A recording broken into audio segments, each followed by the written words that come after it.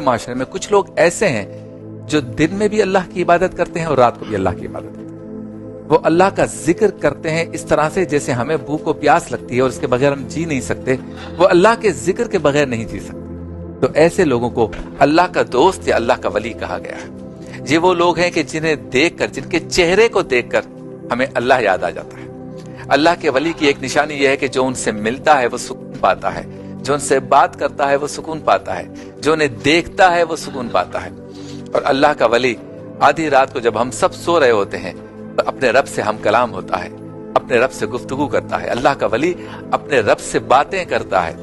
اور پھر جب وہ اس منزل کو پا لیتا ہے کہ جسے ہم قطب کہتے ہیں، ابدال کہتے ہیں، ولایت کہتے ہیں، یا نہ جانے کون کون سے مراتب ہیں، وہ سب مراتب کو کراس کرنے کے بعد، اس سے گزرنے کے بعد، ان درجوں کو پا لینے کے بعد جب وہ ایک جگہ پر ایسی پہنچ جاتا ہے، اس بلندی پہ پہنچ جاتا ہے کہ جہاں وہ اللہ کا دوست ہوتا ہے، پھر وہ اگر رب تعالی سے میرے آپ کے بارے میں بھی کوئی سفارش کرے تو رب تعالی منظور کرتا ہے، کیونکہ وہ رب کا دوست ہوتا ہے.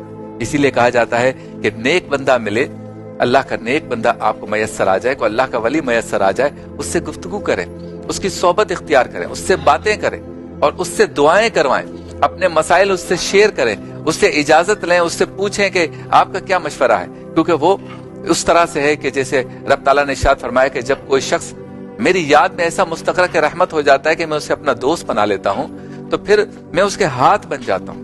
رب تعالیٰ فرماتا ہے میں اس کے کان بن جاتا ہوں، میں اس کی آنکھیں بن جاتا ہوں. یعنی جب وہ بات کرتا ہے تو بظاہر زبان اس بندے کی ہوتی ہے لیکن بول رب رہا ہوتا ہے.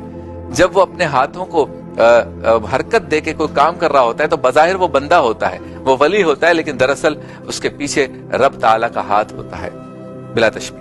بالکل اسی طرح سے وہ سنتا تو اپنے کانوں سے ہے لیکن رب اس کے پیچھے ہوتا ہے. وہ دیکھتا تو اپنی آنکھوں سے ہے لیکن رب تعالیٰ فرماتا ہے میں اس کی آنکھیں بن جاتا ہوں. تو جس طرح سے حضور پنور صلی اللہ علیہ وسلم تمام انبیاء کرام میں افضل، سردار الانبیاء ہیں، سلطان الانبیاء ہیں اور باس ہے، سپیریئر ہے، بالکل اسی طرح سے اولیاء کی جو فیلڈ ہے، اولیاء کے جو درجے ہیں، اولیاء کا جو نظام ہے، اس میں جو ہے سلطان الاولیاء کہا گیا حضور غوث الاعظم دستگیر کو. بغداد شریف میں ان کا مزار ہے اور ان کا یوم ولادت ہم نے منایا اور پوری دنیا سے لوگ بغداد شریف گئے.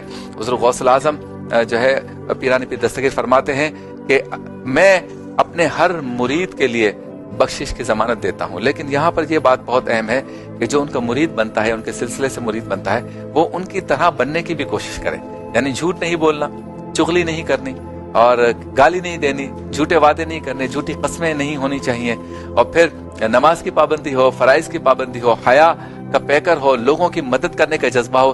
جب یہ سب چیزیں یہ ساری چیزیں ہم اپنا ایک کامل مسلمان بنتے ہیں تو اس کے بعد کہا جا سکتا ہے کہ ہم قادری سلسلے سے ہیں یا کسی اللہ کے ولی کی صحبت کو اختیار کیے ہوئے ہیں یا کسی اللہ کے ولی کو ہم مانتے ہیں، جانتے ہیں، سمجھنے کی کوشش کرتے ہیں، ان جیسا بننے کی کوشش کرتے ہیں.